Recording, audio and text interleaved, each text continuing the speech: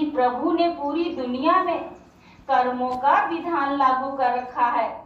हम जैसे कर्म करते हैं वैसा ही फल भोगने के लिए हमें आना पड़ता है और इसके लिए हम स्वयं जिम्मेदार हैं।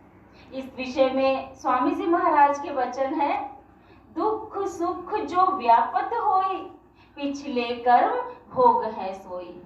कि सुख दुख दोनों कर्मों के अनुसार ही भोगने पड़ते हैं।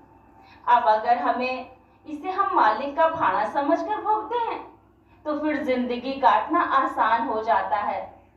लेकिन हम जीवों को इस बात का एहसास भी नहीं होता कि हम परमात्मा से अलग होने के कारण दुखी हैं और हम सुख की तलाश संसार में करते रहते हैं। श्री गुरु नानक देव जी फरमाते हैं, नानक दुखिया सब संसार। कि उस खुदा वाहे गुरु से दूर रहकर अमीर गरीब बूढ़ा जवान स्त्री पुरुष स्वस्थ बीमार किसी न किसी वजह से सभी दुखी हैं। तो फिर सुख कहाँ है, जिसके बारे में स्वामी जी महाराज फरमाते हैं, सुख का धाम सदा सुख जहां, दुख कलेश का नाम न वहां। कि सच्चा सुख केवल परमात्मा के घर है, उसके मिलाप में है और वहां पर दुख और कलेश का नाम ही नहीं है, जहां केवल सुख ही सुख, आनंद ही आनंद है। लेकिन हम जी माया के भुलावे में फंसकर पूरी जिंदगी दुनिया में सुख और खुशी ढूंढते हैं।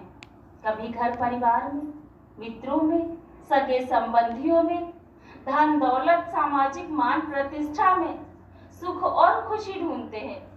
मिलती भी है लेकिन वह टिकाऊ नहीं रहती। कुछ समय के बाद हम सुख की तलाश कहीं और करने लगते हैं। इन सब में हमें सुख दिखाई अवश्य देता है लेकिन वह सच नहीं है। दरअसल दुनिया में सच्चा सुख है ही नहीं।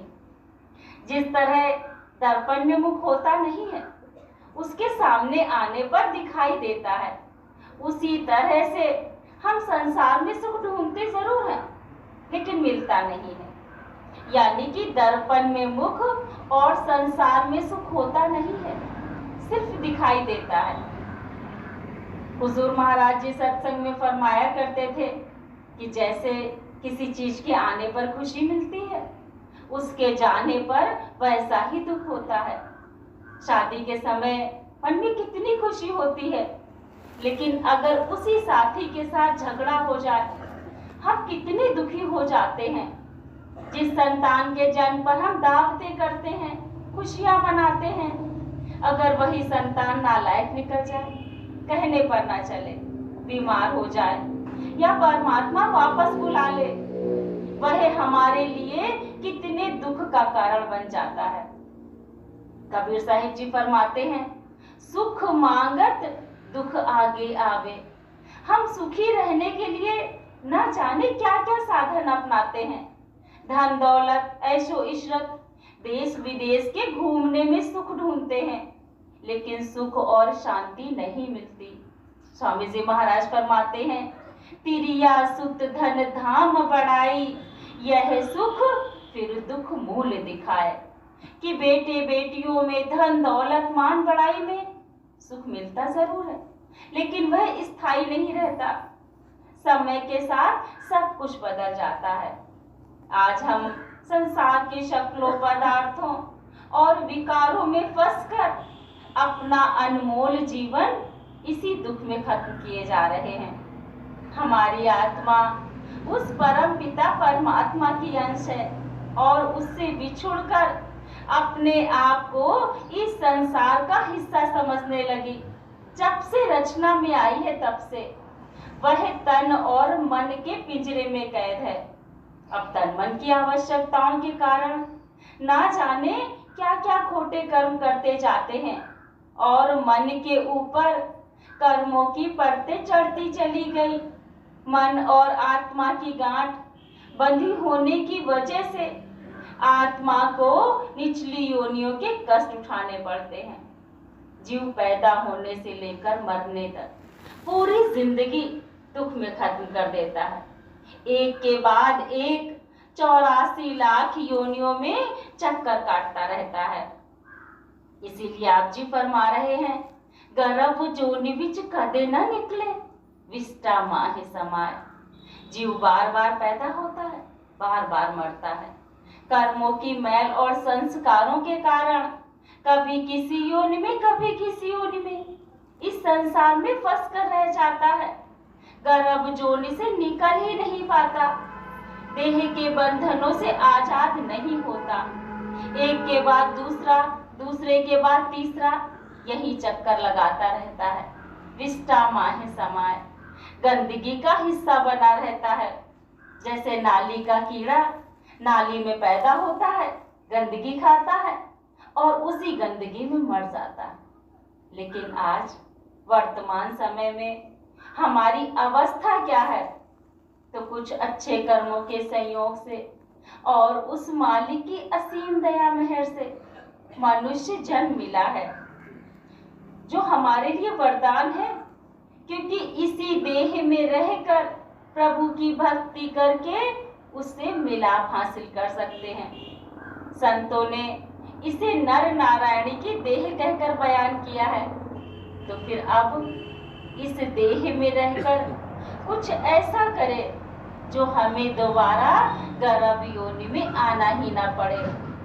लेकिन आज सर्वश्रेष्ठ उत्तम देह यानी कि मनुष्य जन्म मिलने के बाद भी हम कर क्या रहे हैं? फिर कैसे निकल सकते? जीव मन के कहे अनुसार सब कार्य व्यवहार करता है और मनुष्य जन्म को गवा बैठता है। पूरी जिंदगी गुरु की शरण में नहीं जाता, जिसके कारण ना तो उसे परमात्मा के नाम से प्रेम होता है और ना ही परमात्मा से मिलाप होता है। दृग दृग मनमुख जन्म गवाया। हम संसारी जीव मनुष्य जन्म के मकसद को भूलकर अपनी अनमोल सांसों की पूंजी को गवा देते हैं।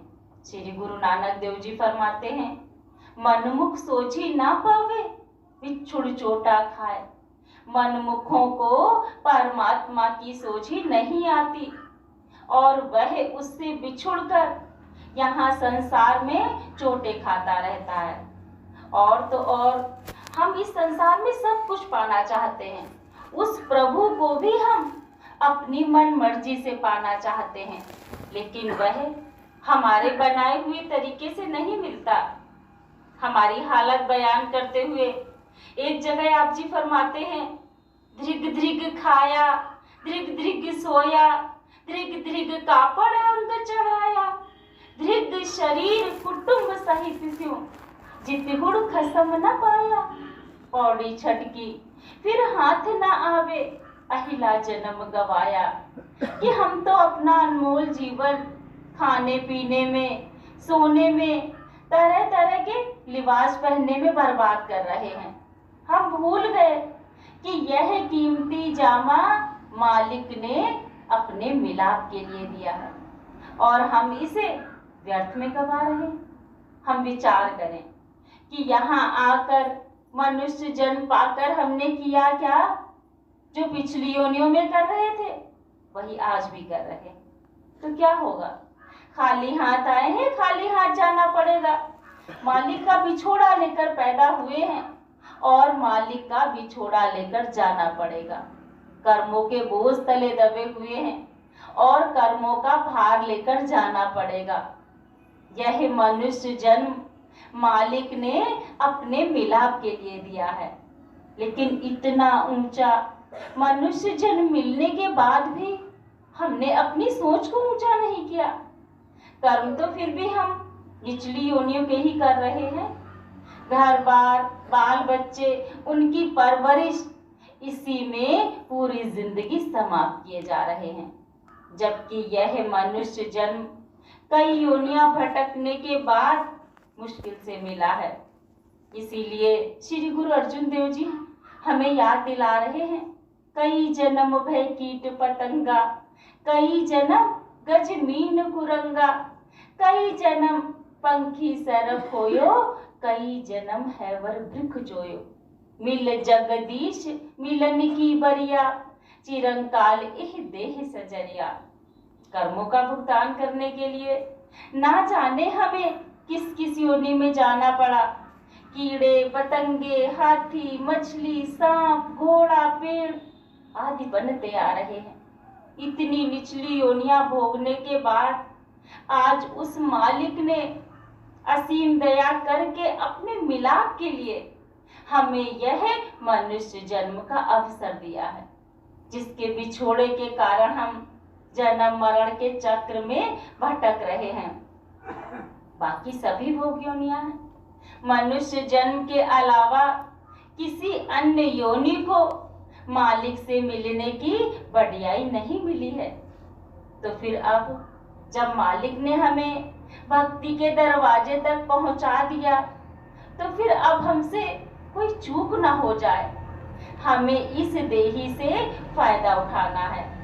मनुष्य जामे की महिमा करते हुए रामचरितमानस में गोस्वामी तुलसीदास जी फरमाते हैं, सोई पावन सोई सुभग शरीरा, जो तन पाए भजहि रघुबीरा। कि वही मनुष्य देह सौभाग्यशाली है जो परमात्मा की भक्ति में उसकी याद में लगाते हैं। अब इतनी उत्तम देह पाकर भी यदि हमने प्रभु से मिलने का जतन नहीं किया, तो यह शरीर ऐसे ही बेकार चला जाएगा। आज इतने सौभाग्य से मनुष्य शरीर मिला है, फिर भी हम फायदा नहीं उठा रहे हैं। हम जीव जन्म से लेकर मृत्यु तक उस प्रभु को भूलकर अन्य सब काम करते हैं, बेशुद्ध होकर बैठे हैं। होश ही नहीं है कि हम नाम सुमरन से बेखबर होकर अपनी अनमोल सांसों की पूंजी को खत्म किए जा रहे हैं। हमारी भूल का कारण क्या है? तो इसका जवाब गुरु साहिब आप ही दे रहे हैं। पूरे गुरु की सेव न कीनी, हर का नाम न भाया। हम पूरे गुरु के उपदेश पर नहीं चलते, जिसके कारण हमें हरि के नाम से प्रेम नहीं होता, परमात्मा से प्रीत नहीं जागती और ना ही सेवा का शौक पैदा होता है। अब अगर हम उस परमात्मा को याद भी करते हैं, उसे पाना भी चाहते हैं, तो मन के वशीभूत होकर, मन के मुरीद होकर उस प्रभु को याद करते हैं, जबकि वह प्रभु हमारी सोच, बुद्धि, मन, माया से बहुत ऊपर है। इस तरह से वह नहीं मिलता। मन में प्रश्न उठता है, तो फिर हम परमात्मा से किस तरह मिल सकते हैं? तो इसका जवाब सहजो बाई जी दे रही हैं। सहजो कारज जगत के, गुरु बिन पूरे नाही। हरि तो गुरु बिन क्यों मिले, समझ देख मन माही। अब मन में स्वयं विचार करें कि संसार का छोटे से छोटा ज्ञान भी हम अपने आप नहीं पा सकते। उसके लिए तो हमें किसी उस्ताद या मास्टर की जरूरत होती है। यहाँ हम जो भी कुछ देख रहे हैं, सुन रहे हैं, उसे सीखने के लिए तो गुरु की आवश्यकता होती है।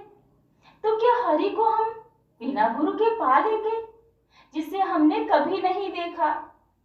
मतलब कुल मालिक से मिलने के लिए हमें किसी वक्त के कामिल मुर्शिद की शरण में जाना होगा, प्रेजेंट मास्टर की खोज करनी होगी।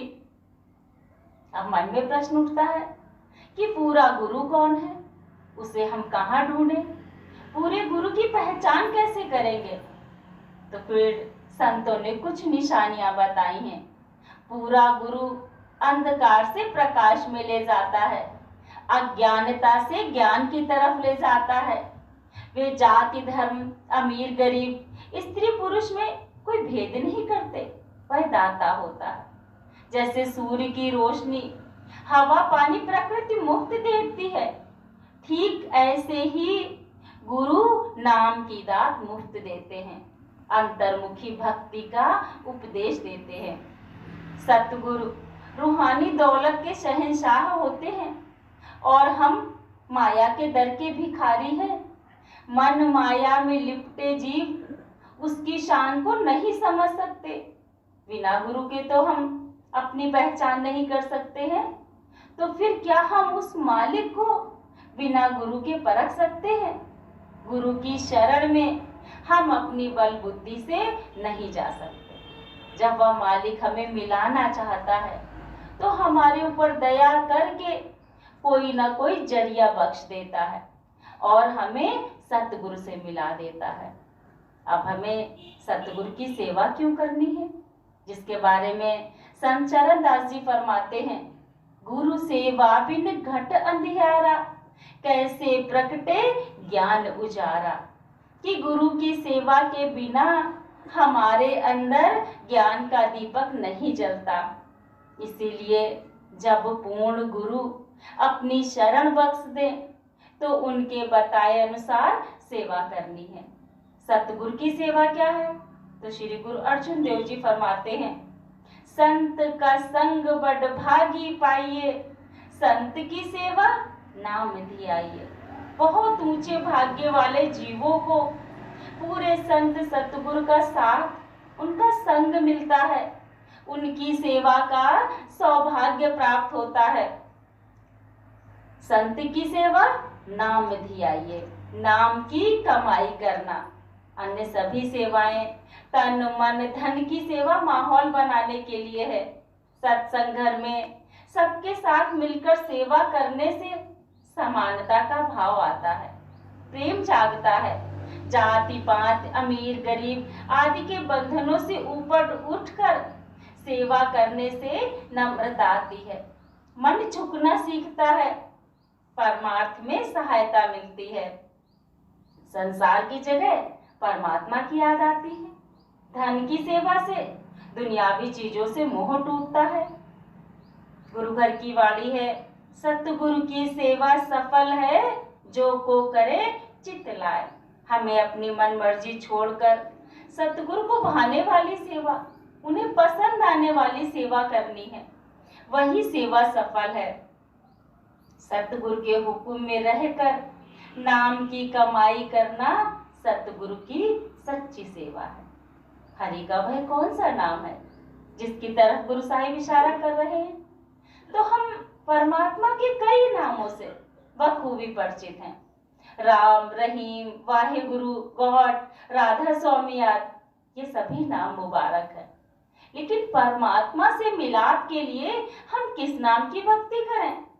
तो नामों की अनेकता से बाहर निकालते हुए कबीर साहिब जी फरमाते हैं, कोटि नाम संसार में ताते मुक्ति ना होए, आदि नाम जो गुप्त जप बूझे बिरला कोय।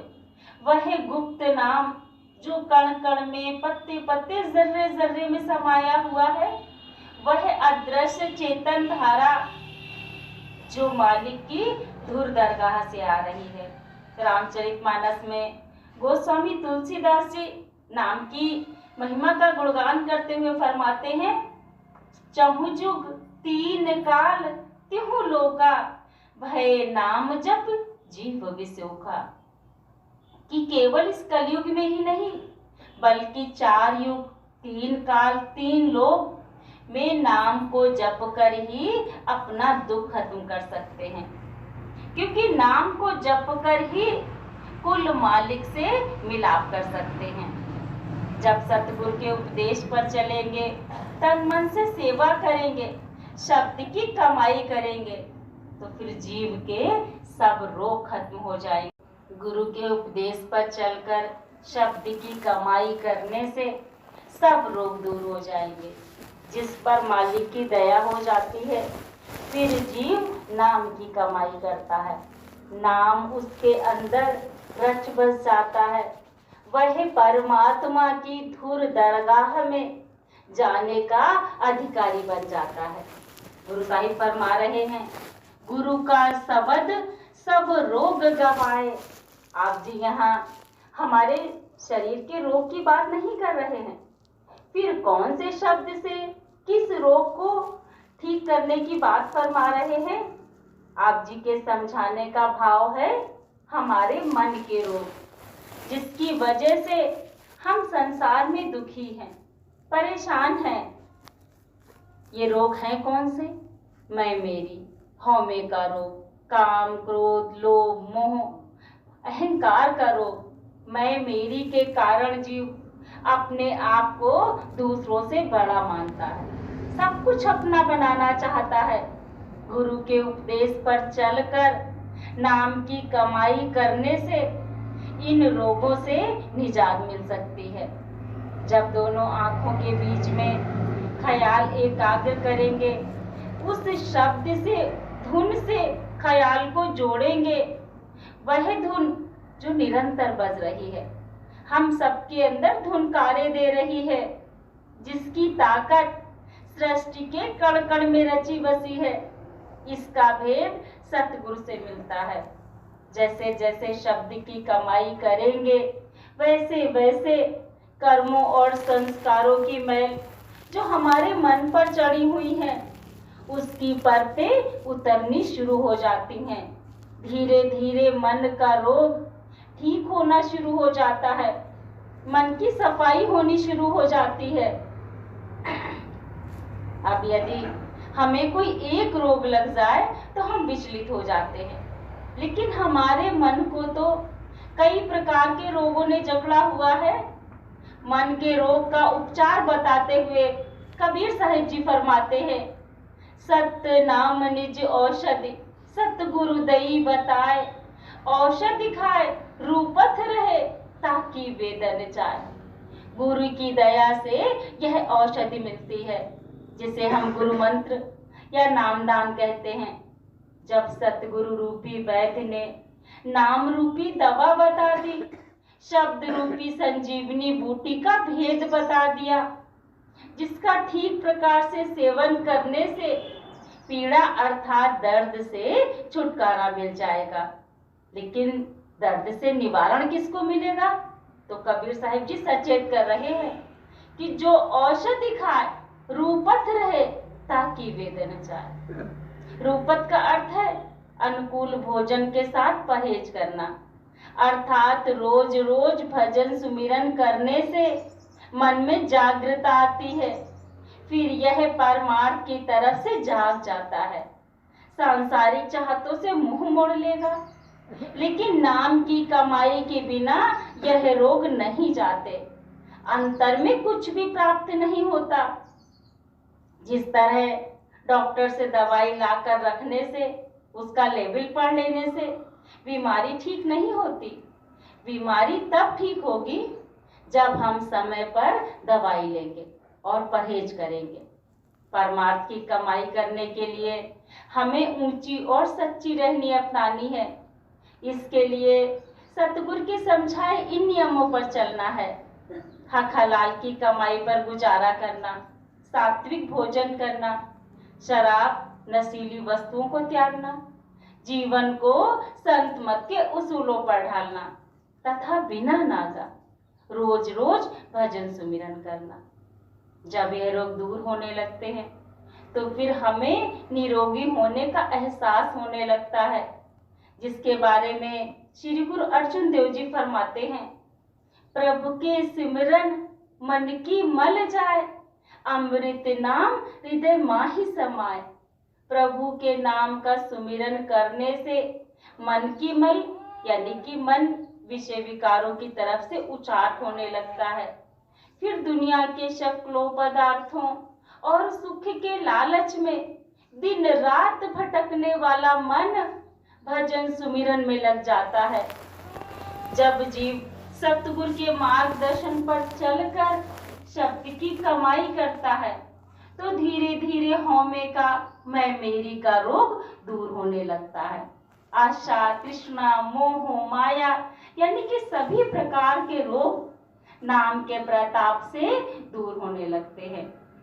लेकिन यह हमारे बस की बात नहीं है।